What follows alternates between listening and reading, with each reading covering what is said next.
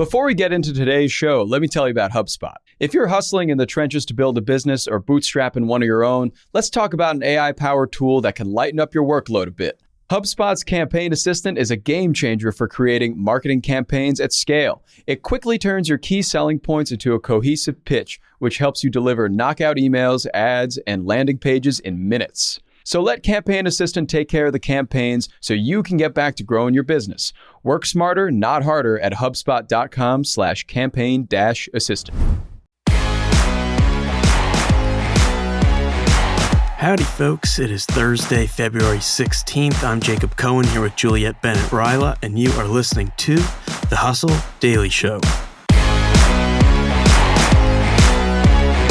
Today we're going to be talking about live stream shopping struggles in the United States, as well as a key right to repair battle between farmers and tractor giant John Deere.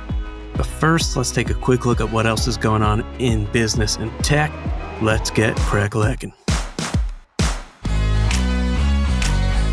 Okay, first things first, some antitrust news, because who doesn't love starting their day with a good old antitrust rundown? The Wall Street Journal reported that the Justice Department has been ramping up its investigative work into drafting a potential antitrust case against Apple, and that we could possibly see even a lawsuit as soon as the spring if they decided to go through with one. Apple, despite its great products and platforms, has a pretty feisty relationship with some third-party software and hardware makers like Spotify and Tile over how it governs them and competes with them. Also, European regulators have reportedly sent a bunch of questions over to Amazon over its $1.7 billion iRobot Roomba acquisition. Part of the European Commission's concerns there center around privacy issues with Roomba's cameras and scanners in people's homes. And speaking of Apple, by the way, this week Apple was awarded a patent which included drawings of a foldable device with a wraparound screen.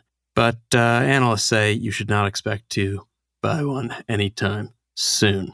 And in other news, Google CEO Sundar Pichai told employees in an email to take some time to test out its ChatGPT competitor, Bard. Some of our most successful products, he said, were not first to market. He's trying to dispel some stress maybe that employees over there are having over this whole situation.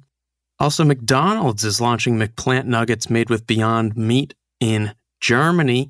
Last week, Chick-fil-A said it's testing a cauliflower version of its chicken sandwich. We'll see how that turns out. And the White House highlighted progress towards reaching 500,000 EV chargers in the U.S., including an announcement that Tesla plans to double its U.S. network of superchargers and open thousands of them up to non-Teslas in the coming years. Also, a record 42% of more than 10,000 desk-based workers recently surveyed by Future Forum report feeling burned out. It's higher than at any point since they started measuring the number in early 2021. And this was neat. Roblox reported almost $890 million in Q4 revenue, up 17% year over year, and 58.8 million average daily users in Q4. That's up 19% year over year. Shares jumped 24% on the news. But get this, Roblox users used the platform for over 49 billion hours last year, up 19% year over year. That's just a humongous number, and it's hard to conceptualize. It's more than 5.5 million years worth of time. Wow. Okay, we have some live stream shopping news here that I thought was pretty interesting and kind of, I think, just underline some of the struggles that live stream shopping as a category has faced in Western markets. So Instagram announced that they'll be shutting down their live shopping feature. Now, here's the interesting thing. Live stream shopping is absolutely enormous in China. 74% of consumers surveyed there say they purchased products through a shoppable live stream in 2022. Now, in the United States, in 2022, 78% of consumers surveyed said they've never even seen a shoppable live stream. So this is really interesting. Just for context, in China, during the first 30 minutes of China's annual Singles Day shopping festival in 2020, live streams on Taobao generated $7.5 billion in transactions. That same year, the live stream shopping market there was valued at $171 billion. It was estimated to grow to $423 billion by 2022. But it just doesn't seem like this same thing is really playing out here in the US or in other Western markets.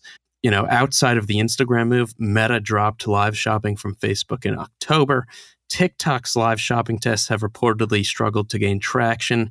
And while Amazon introduced live shopping as far back as 2016, you check out those videos today, they're pretty cringe. And so it really just has not taken off as a category yet. Maybe people are still really into QVC. You know, I think there was something nice about watching QVC on your couch from the kitchen late at night, 12:30 in the morning. You find yourself watching QVC. But I don't think the general populace right now looks at live stream shopping the same way as maybe they do in China. Okay, Juliet, this is a story maybe a lot of people don't know about, but it is a big deal. Right to repair generally is a really big deal that impacts a lot of people. But right now we're focused on a specific fight between farmers and John Deere, a giant in the farming industry. So what is going on? So it's very similar in many ways to what we talk about with Apple products being impossible or difficult for the most part to repair unless you go to the Genius Bar, or certain products that have sort of a planned obsolescence where you can't replace certain parts unless you go through all of this hassle. And I think the reason we don't talk about it as much is because most of us do not own a tractor. I know I don't. Yes, you don't? That's weird. I don't. I grew up in a town that had a John Deere tractor museum. Like I grew up in a farming community, but I was not living on the farm and have never owned a tractor. So I think most of us can be like, yes, I've experienced this with my computer or my phone, but today we are talking about tractors. Okay. So basically, yes, John Deere, huge company. They own 53% of the tractor market share in the United States. But for years, farmers have been upset over how difficult they are to repair. Basically, John Deere wants you to go to its authorized dealership to get a repair done. And they try to lock you into this by using these software locks that only a dealer can disable unless you hack your tractor, which is apparently something that people do. And they've also restricted access to tools and documentation for third-party repair shops. It generally, basically just being like, if you want your tractor repaired, you have to come to us. There was a report that the Hustle actually did a while ago that was talking about how these dealerships could charge up to $150 an hour. And one farmer told NPR that repairs could take weeks, or at least one did for him, which when you're talking about crops and there are specific seasons and times when you need to do things, you can't really be waiting weeks for your tractor to come back. Right. So what's happening right now is a bunch of stuff, and I'm just going to try to summarize a couple of things very quickly. Yeah. So last year, a North Dakota farm filed a class action lawsuit accusing John Deere of basically violating antitrust laws because you can't go anywhere else to get your tractor fixed, and then reaping in the profits while harming farmers. A couple interesting things I found in that lawsuit is John Deere's repair business is 3 to 6 times more profitable than equipment sales, which is a statistic I found in a Bloomberg article citing company filings. So that was one interesting nugget. And then in 2020, John Deere told investors that parts and maintenance services made up about 20% of sales. So you can see why John Deere might want people to keep coming to them. You could see why. Yes, I think that's a fair point. Yes. But now the Department of Justice has weighed in on the lawsuit. They offered a statement of interest, and they're siding with the farmers. Really? They are not buying some of the things John Deere is asserting. They also cited an interesting case from 1992 in which the Supreme Court ruled against Kodak, as Kodak was doing a very similar thing with third-party shops trying to repair its copy machines. And it also pointed out that a lot of farms, they've gone bankrupt since 2014, and they don't need to be losing any more money. And we don't need crops not being able to grow and feed people because they can't get their tractors fixed. Now, ultimately, the court will make a final decision, but this statement from the DOJ could have an impact. And all the while, there's even more stuff going on. John Deere recently signed an agreement with a lobbying group, American Farm Bureau Federation, promising that they would allow third-party repairs in a variety of ways. But there's a lot of detractors on that. They're saying it doesn't go far enough. There's also some statement that John Deere might withdraw from the agreement if state or federal legislation is passed. And some people are trying to say, oh, that's them trying to prevent it. And then at the same time, it's already happening because similar bills have been introduced in Congress. And on a state level, there are some states getting involved. Colorado is considering one right now that would fine companies $20,000 per violation. So there is just a lot going on with these tractors, and it's kind of all unfolding in real time. Wow. Yeah, it's kind of interesting. You think about how important these tools are and how expensive they are to operate. And obviously a farm, you'd have to imagine the margins are tight. Oh, yeah. With farming, I think. I was looking at the price of some of these tractors, and they're like, $40,000 and on up. Like they get more expensive than a house, some of these tractors. Yeah. And probably bigger than a house too, some of them. Yeah. There's a great line, I think, in Yellowstone about ranching and how the goal every year as a rancher is to just break even.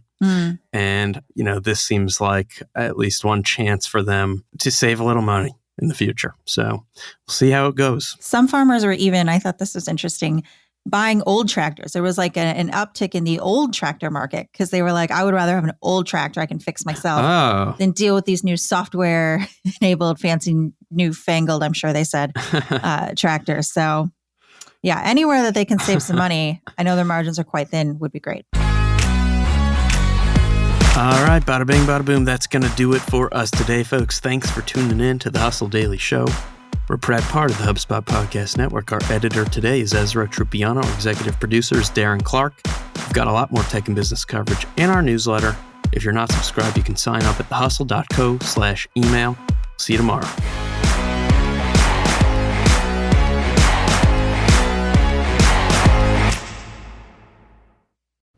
Hey guys, if you listen to the Hustle Daily Show on Google Podcasts, we want to let you know that the option will no longer be available pretty soon. Google is sunsetting its podcast app sometime in early 2024 in favor of YouTube Music, and we want to give you a heads up before it's too late since that time's almost here. The Hustle Daily Show is available everywhere and anywhere that you listen to podcasts like Apple Podcasts and Spotify. If you're using YouTube Music, we are there as well. If you're an Android fan, there are plenty of apps like Overcast, Pocket Casts, Player FM, and more. So just search for us wherever you decide to listen to your favorite podcasts.